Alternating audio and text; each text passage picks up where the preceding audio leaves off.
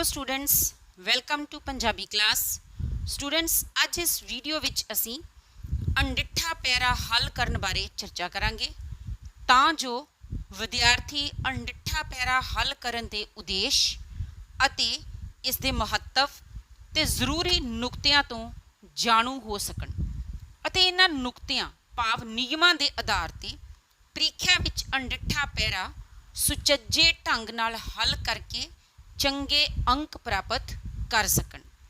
ਹਾਂਜੀ ਸਟੂਡੈਂਟਸ, ਸਭ ਤੋਂ ਪਹਿਲਾਂ ਅਸੀਂ ਅਣਡਿੱਠੇ ਪੈਰੇ ਦੇ ਅਰਥ ਉੱਪਰ ਚਾਨਣਾ ਪਾਵਾਂਗੇ। ਅਣਡਿੱਠੇ ਪੈਰੇ ਦਾ ਅਰਥ। ਅਣਡਿੱਠਾ ਪੈਰਾ ਤੋਂ ਭਾਵ ਹੈ ਅਣਦੇਖੀ ਵਾਰਤਕ ਰਚਨਾ। ਅਣਦੇਖੀ ਵਾਰਤਕ ਰਚਨਾ ਤੋਂ ਭਾਵ ਹੈ ਕਿ ਅਜਿਹਾ ਪੈਰਾ ਜੋ ਵਿਦਿਆਰਥੀਆਂ ਨੇ ਵੇਖਿਆ ਨਹੀਂ ਹੁੰਦਾ ਅਤੇ ਇਹ ਪਹਿਰਾ ਪਾਠ ਪੁਸਤਕਾਂ ਤੋਂ ਬਾਹਰੋਂ ਕਿਸੇ ਵੀ ਲਿਖਤ ਵਿੱਚੋਂ ਲਿਆ ਜਾ ਸਕਦਾ ਹੈ। ਇਹ ਪਹਿਰਾ ਵਿਦਿਆਰਥੀਆਂ ਦੇ ਗਿਆਨ ਦੇ ਪੱਧਰ ਨੂੰ ਧਿਆਨ ਵਿੱਚ ਰੱਖ ਕੇ ਹੀ ਚੁਣਿਆ ਜਾਂਦਾ ਹੈ।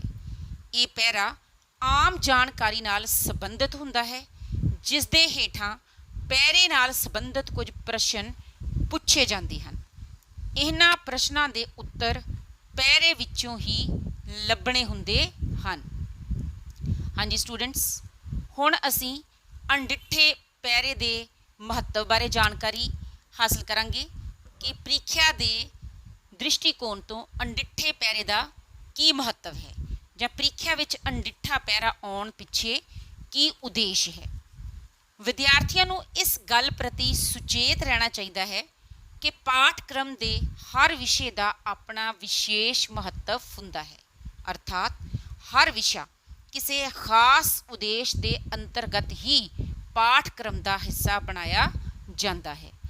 ਵਿਦਿਆਰਥੀਆਂ ਵੱਲੋਂ ਪਹਿਰੇ ਨੂੰ ਪੜ੍ਹ ਕੇ ਉਸ ਵਿੱਚੋਂ ਪੁੱਛੇ ਉੱਤਰਾਂ ਦੀ ਠੀਕ ਪਛਾਣ ਕਰਨੀ ਜਾਂ ਉਹਨਾਂ ਦੇ ਉੱਤਰ ਆਪਣੀ ਭਾਸ਼ਾ ਦੇ ਵਿੱਚ ਲਿਖਣ ਨਾਲ ਵਿਦਿਆਰਥੀਆਂ ਵਿੱਚ ਵਿਸ਼ੇ ਨੂੰ ਗ੍ਰਹਿਣ ਕਰਨ ਦੀ ਸਮਰੱਥਾ ਤੇ ਵਿਚਾਰਾਂ ਨੂੰ ਆਪਣੀ ਸ਼ੈਲੀ ਵਿੱਚ ਪੇਸ਼ ਕਰਨ ਦੇ ਗੁਣ ਪੈਦਾ ਹੁੰਦੇ ਹਨ। ਇਸ ਰਾਹੀਂ ਵਿਦਿਆਰਥੀਆਂ ਦੀ ਬੁੱਧੀ ਦੀ ਪਰਖ ਹੁੰਦੀ ਹੈ। ਹਾਂਜੀ, ਅਣਡਿੱਠੇ ਪਹਿਰੇ ਨੂੰ ਹੱਲ ਕਰਨ ਸੰਬੰਧੀ ਜ਼ਰੂਰੀ ਨੁਕਤੇ ਜਾਂ ਨਿਯਮ। ਸਭ ਤੋਂ ਪਹਿਲਾਂ ਪਹਿਰੇ ਨੂੰ ਚੰਗੀ ਤਰ੍ਹਾਂ 2-3 ਵਾਰ ਪੜ੍ਹ ਲੈਣਾ ਚਾਹੀਦਾ ਹੈ। ਸਾਰੇ ਪਹਿਰੇ ਨੂੰ ਚੰਗੀ ਤਰ੍ਹਾਂ ਪੜ੍ਹ ਕੇ ਉਸ ਵਿਚਲੇ ਸਮੁੱਚੇ ਭਾਵਾਂ ਨੂੰ ਸਮਝਣਾ ਚਾਹੀਦਾ ਹੈ। ਪਹਿਰੇ ਨਾਲ ਸੰਬੰਧਿਤ ਪ੍ਰਸ਼ਨਾਂ ਨੂੰ ਚੰਗੀ ਤਰ੍ਹਾਂ ਘੋਖ ਲੈਣਾ ਚਾਹੀਦਾ ਹੈ ਕਿ ਕਿਹੜੀ ਗੱਲ ਪੁੱਛੀ ਗਈ ਹੈ। ਪਹਿਰੇ ਨੂੰ ਪੜ੍ਹਦੇ ਸਮੇਂ ਦਿੱਤੇ ਗਏ ਪ੍ਰਸ਼ਨਾਂ ਸੰਬੰਧੀ ਉਹਨਾਂ ਲਾਈਨਾਂ ਥੱਲੇ ਲਕੀਰ ਲਾ ਲੈਣੀ ਚਾਹੀਦੀ ਹੈ ਜਿੱਥੇ ਉੱਤਰ ਸੰਭਾਵਿਤ ਹੋਣ। ਉੱਤਰ ਲਿਖਣ ਸਮੇਂ ਪਹਿਰੇ ਵਿਚਲੇ ਭਾਵਾਂ ਨੂੰ ਆਪਣੀ ਸ਼ਬਦਾਵਲੀ ਅਤੇ ਸ਼ੈਲੀ ਵਿੱਚ ਹੀ ਲਿਖਣਾ ਚਾਹੀਦਾ ਹੈ, ਪਰ ਪਹਿਰੇ ਦੇ ਮੂਲ ਭਾਵ ਕਿ ਵਿਚਾਰਾਂ ਵਿੱਚ ਕੋਈ ਤਬਦੀਲੀ ਨਹੀਂ ਕਰਨੀ ਚਾਹੀਦੀ। ਹਰ ਪ੍ਰਸ਼ਨ ਦਾ ਉੱਤਰ ਪਹਿਰੇ ਅਨੁਸਾਰ ਢੁਕਵਾਂ ਅਤੇ ਸਪਸ਼ਟ ਹੋਣਾ ਚਾਹੀਦਾ ਹੈ। ਪ੍ਰਸ਼ਨ ਦੇ ਉੱਤਰ ਲਿਖਦਿਆਂ ਪਹਿਰੇ ਵਿਚਲੇ ਭਾਵਾਂ, ਵਿਚਾਰਾਂ, ਸ਼ਬਦਾਂ ਦੇ ਦੁਹਰਾਓ ਭਾਵ ਕਿ ਰੈਪੀਟੀਸ਼ਨ ਤੋਂ ਬਚਣਾ ਚਾਹੀਦਾ ਹੈ। ਪ੍ਰਸ਼ਨਾਂ ਦੇ ਉੱਤਰ ਲਿਖਦਿਆਂ ਸ਼ਬਦ ਜੋੜ, ਸ਼ੁੱਧ ਅਤੇ ਵਾਕ ਬਣਤਰ ਵੀ ਠੀਕ ਹੋਣੀ ਚਾਹੀਦੀ ਹੈ। ਕਈ ਵਾਰ ਪ੍ਰਸ਼ਨ ਦਾ ਉੱਤਰ ਸਾਰਾ ਪਹਿਰਾ ਪੜ੍ਹ ਕੇ ਹੀ ਮਿਲਦਾ ਹੈ। ਔਖੇ ਸ਼ਬਦਾਂ ਦੇ ਅਰਥ ਪਹਿਰੇ ਦੇ ਵਾਕਾਂ ਦੇ ਸੰਦਰਭ ਵਿੱਚ ਪੰਜਾਬੀ ਵਿੱਚ ਹੀ ਲਿਖਣੇ ਚਾਹੀਦੇ ਹਨ। ਪਹਿਰੇ ਦਾ ਸਿਰਲੇਖ ਛੋਟਾ ਅਤੇ ਢੁਕਵਾਂ ਹੋਣਾ ਚਾਹੀਦਾ ਹੈ। ਸਟੂਡੈਂਟਸ, ਅਣਡਿੱਠੇ ਪਹਿਰੇ ਦਾ ਜੋ ਸਿਰਲੇਖ ਹੈ ਛੋਟਾ ਅਤੇ ਢੁਕਵਾਂ ਤੋਂ ਭਾਵ ਇਹ ਹੈ ਕਿ ਸਿਰਲੇਖ ਪਹਿਰੇ ਦੇ ਅਨੁਸਾਰ ਹੋਣਾ ਚਾਹੀਦਾ ਹੈ। ਇਹ ਸਿਰਲੇਖ ਕਈ ਵਾਰ ਇੱਕ ਸ਼ਬਦ ਜਾਂ ਇੱਕ ਸ਼ਬਦ ਤੋਂ ਲੈ ਕੇ 4-5 ਸ਼ਬਦਾਂ ਤੱਕ ਵੀ ਹੋ ਸਕਦਾ ਹੈ। ਉਦਾਹਰਣ ਦੇ ਤੌਰ ਤੇ मैं तुहाड़ियां लिटरेचर बुक्स लवांगी। जे 9th 10th विच देखो इस तरह पत्ता कहानी खुद 4-5 सफ़ियां दी है, पर क्योंकि वो एक ही विचार पत्ता दे दुआले घूमती है इसलिए उसका सिरलेख पत्ता दिता गया है। इस तरह एक होर कहानी है चंदोआ, ਉਹਦਾ भी सिरलेख इक्को शब्द विच दिता गया है, पर बाकी सब सुख सांध है। कहानी का सिरलेख 5 शब्दों विच है। इसी तरह +2 दीयां कहानियां वल झात मारो तो बर्फ का दानव 3 शब्दों विच सिरलेख है, गोई 1 शब्द विच दिता गया है। इस तो स्पष्ट हुंदा है कि अणडिठे पैरे का सिरलेख 1 शब्द तो लैके 4-5 शब्दों या 3 शब्दों विच हो सकता है, पर इस तो ज़्यादा शब्दों की वरतों का अर्थ वाक लिया जाता है, जिस करके वो सिरलेख गलत साबित हुंदा है। हाँ जी स्टूडेंट्स, हुण मैं तुहाडे सामने एक पैरा ते उस नाल संबंधित प्रश्नों की रीडिंग करांगी ते फिर उन्हां प्रश्नों नूं हल करके अणडिठा पैरा हल करन दा अभ्यास करवावांगी। हेठ लिखे पैरे नूं पढ़ो ਅਤੇ ਇਸ ਦੇ ਅਖੀਰ ਵਿੱਚ ਦਿੱਤੇ ਪ੍ਰਸ਼ਨਾਂ ਦੇ ਉੱਤਰ ਪੰਜਾਬੀ ਵਿੱਚ ਦਿਓ। ਜਿੱਥੋਂ ਤੱਕ ਹੋ ਸਕੇ ਆਪਣੇ ਸ਼ਬਦਾਂ ਦਾ ਪ੍ਰਯੋਗ ਕਰੋ। ਕੁਦਰਤ ਨੇ ਇਨਸਾਨ ਨੂੰ ਅਕਲ ਦੇ ਨਾਲ ਜਜ਼ਬਾਤ ਅਤੇ ਸੂਝ-ਬੂਝ ਵੀ ਬਖਸ਼ੀ ਸੀ ਤਾਂ ਕਿ ਤਰੱਕੀ ਦੀ ਲੋਰ ਵਿੱਚ ਵੀ ਆਲੇ ਦੁਆਲੇ ਨੂੰ ਮੁਹੱਬਤ ਭਰੀਆਂ ਨਜ਼ਰਾਂ ਨਾਲ ਵੇਖਦਾ ਰਹੇ। ਹੁਣ ਲੱਗਦਾ ਹੈ ਕਿ ਇਸ ਨੂੰ ਆਪਣੇ ਕੁਦਰਤ ਨਾਲ ਕੀਤੇ ਕੌਲ ਕਰਾਰ ਭੁੱਲ ਗਏ ਹਨ। ਜਿਸਨੇ ਜਿਸ ਥਾਲੀ ਵਿੱਚ ਖਾਇਆ ਉਸੇ ਵਿੱਚ ਛੇਕ ਕੀਤਾ ਹੈ।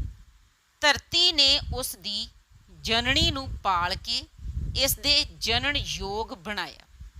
ਇਸ ਨੂੰ ਆਪਣੀ ਲੰਮੀ ਹਿੱਕ ਤੇ ਨਿਸੰਗ ਖੇਡਣ ਦੀ ਖੁੱਲ੍ਹ ਦਿੱਤੀ। ਆਪਣੇ ਸੀਨੇ ਵਿੱਚ ਛੇਕ ਕਰਵਾ ਕੇ ਨਿਰਮਲ ਜਲ ਦੀਆਂ ਬਹਾਰਾਂ ਲਾ ਦਿੱਤੀਆਂ। ਅਣਮਿਣੇ ਦਰਿਆ ਇਸ ਦੇ ਲਈ ਵਗਾ ਛੱਡੇ। ਆਪ ਉਹ ਸਭ ਕੁਝ ਪੈਦਾ ਕੀਤਾ ਜੋ ਇਸ ਨੂੰ ਜ਼ਿੰਦਾ ਰਹਿਣ ਅਤੇ ਮੌਜਾਂ ਕਰਨ ਲਈ ਚਾਹੀਦਾ ਸੀ। ਪਰ ਮਨੁੱਖ ਹੁਣ ਪੂਰੀ ਤਰ੍ਹਾਂ ਕੁਦਰਤ ਦਾ ਸੰਤੁਲਨ ਵਿਗਾੜਨ ਉੱਤੇ ਉਤਾਰੂ ਹੈ। ਰੁੱਖ ਤੇ ਜੰਗਲ ਜਿਹੜੇ ਆਕਸੀਜਨ ਦਾ ਸੋਮਾ ਹਨ, ਮਿੱਟੀ ਦੇ ਖੋਰੇ ਤੋਂ ਬਚਾਉਣ ਵਾਲੇ ਹਨ, ਬਰਸਾਤ ਦੇ ਸੁਆਗਤੀ ਹਨ, ਪ੍ਰਕਿਰਤੀ ਦੇ ਸੋਹਜ ਹਨ, ਇਨਸਾਨ ਤੋਂ ਇਲਾਵਾ ਕਰੋੜਾਂ ਹੋਰ ਜੀਵਾਂ ਦੀ ਜਿਨ੍ਹਾਂ ਨੂੰ ਫਿਕਰ ਹੈ। ਮਨੁੱਖ ਉਹਨਾਂ ਦੇ ਪਿੱਛੇ ਹੱਥ ਧੋ ਕੇ ਪਿਆ ਹੈ। ਮਨੁੱਖ ਨੇ ਦਰਿਆਵਾਂ ਦੇ ਨਿਰਮਲ ਪਾਣੀਆਂ ਵਿੱਚ ਸ਼ਹਿਰਾਂ ਦਾ ਗੰਦ ਸੁੱਟ ਕੇ ਉਹਨਾਂ ਦੀ ਸ਼ੁੱਧਤਾ ਦਾ ਨਾਸ਼ ਕੀਤਾ ਹੈ। ਕਿਸੇ ਵੀ ਸ਼ਹਿਰ ਵਿੱਚ ਲੰਘੋ ਤਾਂ ਬੰਦੇ ਦਾ ਹੁਲੀਆ ਸਵਾਰਨ ਲਈ ਲੱਗੀਆਂ ਫੈਕਟਰੀਆਂ ਬੰਦੇ ਦਾ ਅਜਿਹਾ ਹੁਲੀਆ ਵਿਗਾੜਦੀਆਂ ਹਨ ਕਿ ਘਰਦਿਆਂ ਲਈ ਪਛਾਣਨਾ ਮੁਸ਼ਕਲ ਹੋ ਜਾਂਦਾ ਹੈ। ਸਵੇਰ ਸਾਰ ਬਨੇਰੇ ਉੱਤੇ ਚਿੜੀਆਂ ਦੀ ਚੀਂ ਚੀਂ ਨਹੀਂ, ਮੋਟਰਾਂ ਦੀ ਪੌਂ ਪੌਂ ਸੁਣਦੀ ਹੈ। ਸ਼ਹਿਰ ਵਿੱਚ ਪੰਛੀ ਅਲੋਪ ਹੁੰਦੇ ਜਾ ਰਹੇ ਹਨ। ਜੇ ਇਹੀ ਰਫ਼ਤਾਰ ਜਾਰੀ ਰਹੀ ਤਾਂ ਧਰਤੀ ਦਾ ਵਾਤਾਵਰਨ ਸੰਤੁਲਨ ਇੰਨੀ ਬੁਰੀ ਤਰ੍ਹਾਂ ਵਿਗੜ ਜਾਵੇਗਾ ਕਿ ਮਰਜ਼ ਇਲਾਜ ਯੋਗ ਨਹੀਂ ਰਹੇਗੀ। ਸਟੂਡੈਂਟਸ, ਮੈਂ ਇਸ ਪੈਰੇ ਨੂੰ ਇੱਕ ਵਾਰ ਚੰਗੀ ਤਰ੍ਹਾਂ ਰੀਡ ਕੀਤਾ ਹੈ।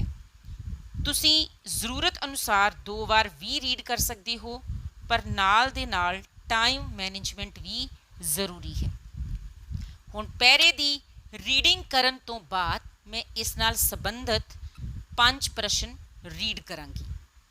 ਪ੍ਰਸ਼ਨ ਨੰਬਰ 1, ਕੁਦਰਤ ਦੀ ਇਨਸਾਨ ਨੂੰ ਕੀ ਦੇਣ ਹੈ? ਪ੍ਰਸ਼ਨ ਨੰਬਰ 2, ਜੰਗਲਾਂ ਦੇ ਮਨੁੱਖ ਨੂੰ ਕੀ ਲਾਭ ਹਨ?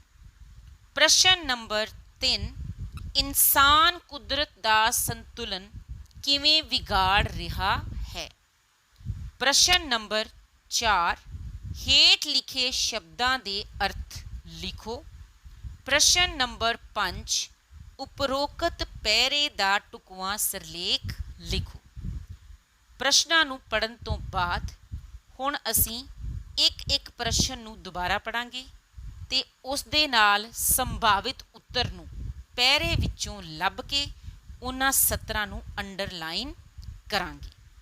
ਪ੍ਰਸ਼ਨ ਨੰਬਰ 1, ਕੁਦਰਤ ਦੀ ਇਨਸਾਨ ਨੂੰ ਕੀ ਦੇਣ ਹੈ?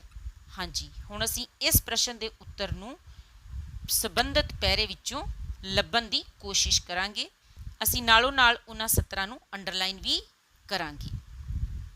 ਇਸ ਪ੍ਰਸ਼ਨ ਦੇ ਅਨੁਸਾਰ ਸੰਭਾਵਿਤ ਉੱਤਰ ਵਾਲੀਆਂ ਸਤਰਾਂ ਇਹ ਹਨ: ਕੁਦਰਤ ਨੇ ਇਨਸਾਨ ਨੂੰ ਅਕਲ ਦੇ ਨਾਲ ਜਜ਼ਬਾਤ ਅਤੇ ਸੂਝ-ਬੂਝ ਵੀ ਬਖਸ਼ੀ ਸੀ ਤਾਂ ਕਿ ਤਰੱਕੀ ਦੇ ਲੋਰ ਵਿੱਚ ਵੀ ਆਲੇ ਦੁਆਲੇ ਨੂੰ ਮੁਹੱਬਤ ਭਰੀਆਂ ਨਜ਼ਰਾਂ ਨਾਲ ਵੇਖਦਾ ਰਹੇ। ਅਸੀਂ ਇਹਨਾਂ ਸਤਰਾਂ ਨੂੰ ਅੰਡਰਲਾਈਨ ਕਰਾਂਗੇ। ਉਸ ਤੋਂ ਅੱਗੇ ਅਸੀਂ ਜਾਵਾਂਗੇ। ਧਰਤੀ ਨੇ ਉਸ ਦੀ ਜਨਨੀ ਨੂੰ ਪਾਲ ਕੇ ਇਸ ਦੇ ਜਨਨ ਯੋਗ ਬਣਾਇਆ, ਇਸ ਨੂੰ ਆਪਣੀ ਲੰਮੀ ਹਿੱਕ ਤੇ ਨਿਸੰਗ ਖੇਡਣ ਦੀ ਖੁੱਲ੍ਹ ਦਿੱਤੀ, ਆਪਣੇ ਸੀਨੇ ਵਿੱਚ ਛੇਕ ਕਰਵਾ ਕੇ ਨਿਰਮਲ ਜਲ ਦੀਆਂ ਬਹਾਰਾਂ ਲਾ ਦਿੱਤੀਆਂ, ਅਣਮਿਣੇ ਦਰਿਆ ਇਸ ਦੇ ਲਈ ਵਗਾ ਛੱਡੇ, ਆਪ ਉਹ ਸਭ ਕੁਝ ਪੈਦਾ ਕੀਤਾ ਜੋ ਇਸ ਨੂੰ ਜ਼ਿੰਦਾ ਰਹਿਣ ਅਤੇ ਮੌਜਾਂ ਕਰਨ ਲਈ ਚਾਹੀਦਾ ਸੀ। ਹਾਂਜੀ, ਇਹਨਾਂ ਸਤਰਾਂ ਨੂੰ ਆਧਾਰ ਬਣਾ ਕੇ ਅਸੀਂ ਪਹਿਲੇ ਪ੍ਰਸ਼ਨ ਦਾ ਉੱਤਰ ਆਪਣੀਆਂ ਸਤਰਾਂ ਦੇ ਵਿੱਚ ਜਾਂ ਆਪਣੇ ਸ਼ਬਦਾਂ ਦੇ ਵਿੱਚ ਲਿਖਾਂਗੇ, ਪਰ ਧਿਆਨ ਰਹੇ ਕਿ ਪੈਰੇ ਵਿਚਲੀਆਂ ਮੂਲ ਸਤਰਾਂ ਜਾਂ ਮੂਲ ਵਿਚਾਰਾਂ ਨੂੰ ਅੱਖੋਂ ਪਰੋਖੇ ਨਹੀਂ ਕਰਨਾ ਚਾਹੀਦਾ। ਪ੍ਰਸ਼ਨ ਨੰਬਰ 2, ਜੰਗਲਾਂ ਦੇ ਮਨੁੱਖ ਨੂੰ ਕੀ ਲਾਭ ਹਨ? ਹੁਣ 2 ਨੰਬਰ ਪ੍ਰਸ਼ਨ ਦਾ ਉੱਤਰ ਤੇ ਇਸ ਨਾਲ ਸੰਭਾਵਿਤ ਸਤਰਾਂ ਨੂੰ ਵੀ ਅਸੀਂ ਪੈਰੇ ਵਿੱਚ ਅੰਡਰਲਾਈਨ ਕਰਾਂਗੇ, ਜੋ ਕਿ ਪੈਰੇ ਨੰਬਰ 3 ਦੇ ਵਿੱਚ ਹਨ।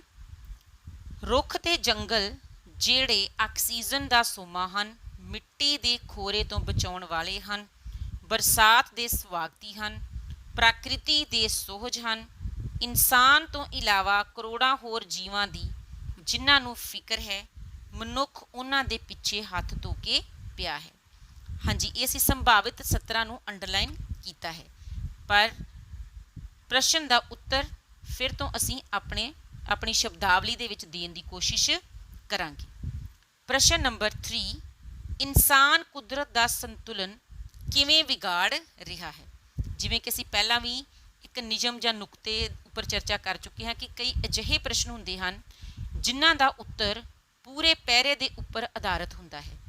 ਉਸੇ ਤਰ੍ਹਾਂ ਇਹ ਇੱਕ ਅਜਿਹਾ ਪ੍ਰਸ਼ਨ ਹੈ ਜਿਸ ਦਾ ਉੱਤਰ ਪੂਰੇ ਪੈਰੇ 'ਤੇ ਆਧਾਰਿਤ ਹੈ, ਪਰ ਅਸੀਂ ਪੈਰੇ ਵਿੱਚੋਂ ਕੁਝ ਸਤਰਾਂ ਜੋ ਇਸ ਉੱਤਰ ਨਾਲ ਇਨਸਾਫ ਕਰ ਸਕਣ ਜਾਂ ਇਸ ਉੱਤਰ ਦੀ ਜ਼ਰੂਰਤ ਨੂੰ ਪੂਰਾ ਕਰ ਸਕਣ, ਉਹਨਾਂ ਨੂੰ ਲੈ ਕੇ ਹੀ ਅਸੀਂ ਆਪਣਾ ਆਨਸਰ ਫਾਰਮ ਕਰਨਾ ਹੈ।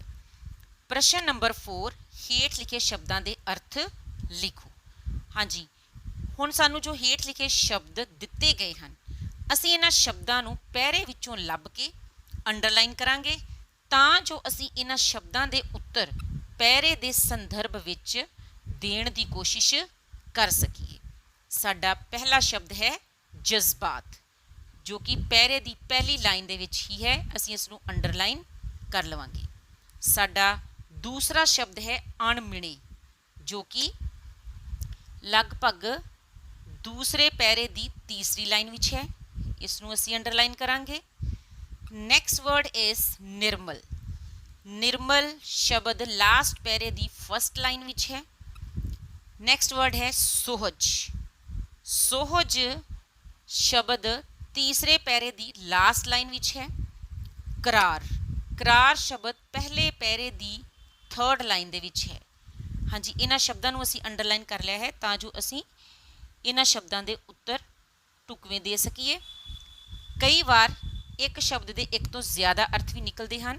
ਸਟੂਡੈਂਟਸ, ਤੁਸੀਂ ਇੱਕ ਤੋਂ ਜ਼ਿਆਦਾ ਅਰਥ ਵੀ ਕੋਮੇ ਪਾ ਕੇ ਲਿਖ ਸਕਦੇ ਹੋ। ਹਾਂਜੀ, ਹੁਣ ਮੈਂ ਇਹਨਾਂ ਸਾਰੇ ਪ੍ਰਸ਼ਨਾਂ ਦੇ ਉੱਤਰ ਤੁਸੀਂ ਕਾਪੀਆਂ ਦੇ ਉੱਪਰ ਕਿਸ ਢੰਗ ਨਾਲ ਲਿਖਣੇ ਹਨ ਉਸ ਦੇ ਉੱਪਰ ਚਾਨਣਾ ਪਾਵਾਂਗੀ, ਜਿਵੇਂ ਕਿ ਤੁਸੀਂ ਵੇਖ ਸਕਦੇ ਹੋ। ਹਾਂਜੀ ਸਟੂਡੈਂਟਸ, ਤੁਸੀਂ ਆਪਣੀਆਂ ਕਾਪੀਆਂ ਦੇ ਉੱਪਰ ਸਭ ਤੋਂ ਪਹਿਲਾਂ ਹੈਡਿੰਗ ਪਾਓਗੇ ਅਣਡਿੱਠਾ ਪੈਰਾ। ਫਿਰ ਤੁਸੀਂ ਫਸਟ ਪ੍ਰਸ਼ਨ ਲਿਖੋਗੇ ਕੁਦਰਤ ਦੀ ਇਨਸਾਨ ਨੂੰ ਕੀ ਦੇਣ ਹੈ, ਤੇ ਇਸ ਪ੍ਰਸ਼ਨ ਦਾ ਉੱਤਰ ਪੈਰੇ ਵਿਚਲੇ ਭਾਵਾਂ ਤੇ ਵਿਚਾਰਾਂ ਦੇ ਆਧਾਰ ਤੇ जो अंडरलाइन कीतियां होईयां सतरां हन उन्हां दे आधार ते अपनी शब्दावली ते शैली विच लिखण दी कोशिश करोगे। जिवें कि कुदरत दी इंसान नूं बहुत वडमुल्ली देन है। हुण ये वडमुल्ली शब्द मैं अपने वल्लों ऐड कीता है। कुदरत ने इंसान नूं अकल दे नाल नाल जज्बात अते सूझ-बूझ भी बख्शी है। इस तो इलावा धरती रूपी जननी कुदरत का अनमोल तोहफा है, क्योंकि ये धरती ही है जो अपने सीने ते शेक करवा के मनुख लई निर्मल जल दियां बहारां लाउंदी है। अणमिणे दरिया इस लई वगाउंदी है। इस तरह कुदरत ने वो सब कुछ पैदा किया है जो मनुख दे जिंदा रहन लई अते मौजां करन लई चाहिदा है। इस तरह कुदरत दी इंसान नूं बहुत ही ज़्यादा देन है जिस दी इंसान नूं कदर करनी चाहिदी है। हाँ जी, प्रश्न नंबर 2। प्रश्न नंबर 2, जंगलां दे मनुख नूं की लाभ हन? उत्तर, जंगलां दे मनुख नूं अणगिणत लाभ हन। जंगलां विचले रुख आक्सीजन का बहुत वड्डा सोमा हन। इस तो इलावा जंगल जिथे बरसात के स्वागती हन, उत्थे ये बरसात कारण होने वाले मिट्टी के खोरे नूं भी रोकते हैं। सब तो वध के जंगल प्रकृति का सोहज हन, भाव के कुदरत के सुहप्पण विच वाधा करते हैं। इस तरह इंसान दे नाल नाल होर करोड़ां जीवां दा जीवन जंगलां ते ही टिकिया होया है। हाँ जी, प्रश्न नंबर 3, इंसान कुदरत दा संतुलन किवें बिगाड़ रहा है? इंसान कुदरत दा संतुलन तरक्की दी लोर विच बिगाड़ रहा है। मनुख शहरां दा गंद दरियावां दे निर्मल पानियां विच सुट के उन्हां दी शुद्धता दा नाश कर रहा है। फैक्ट्रियां दे धुएं नाल कुदरत दा हुलिया बिगाड़ रहा है। मोटरां दी पौं पौं दे नाल शोर प्रदूषण उत्पन्न कर रहा है। मनुख कुदरत नाल कीते सारे कौल करार भुला के रुखां अते जंगलां दा खात्मा कर रहा है, जिस दे नतीजे वजों धरती उपरले कुदरती वातावरण का संतुलन विगड़ रहा है। प्रश्न 4, हेठ लिखे शब्दों के अर्थ लिखो। शब्द हैं जज्बात, अणमिणे, निर्मल, सोहज, करार। पहला शब्द है जज्बात, जिसका अर्थ है भावनावां। अणमिणे, जो मिणे ना जा सकन। निर्मल, निर्मल एक अजिहा शब्द है जिसके एक तो वध अर्थ निकल सकते हैं, जिवें साफ, शुद्ध, पवित्र। सोहज, सुंदरता। करार, वचन, प्रण, वादा। प्रश्न नंबर 5, उपरोक्त पैरे का ढुकवां सिरलेख लिखो। हाँ जी स्टूडेंट्स, हुण पैरे का ढुकवां सिरलेख जो है वो हर विद्यार्थी की अपनी सोच धारणा के मुताबिक हो सकता है, पर याद रहे कि पैरे का ढुकवां सिरलेख केवल पैरे विचले विचारां ते भावां ते उपर आधारित होना चाहिए है। उन्हां अनुसार स्पष्ट ते ढुकवां होना चाहिए है। ते सिरलेख एक शब्द, 2, 3 या 4, 5 शब्दों तक हो सकता है। जिवें कि मैं इस पैरे का ढुकवां सिरलेख इस दे विचारां दे अनुसार दिता है, मनुख अते कुदरती असंतुलन। विद्यार्थी अपनी सोच मुताबिक इसे तरह का ढुकवां सिरलेख दे सकते हैं। हाँ जी स्टूडेंट्स, अज असीं इस वीडियो विच अणडिठे पैरे नूं हल करन दे जरूरी नुकतियां बारे जानकारी हासिल की है।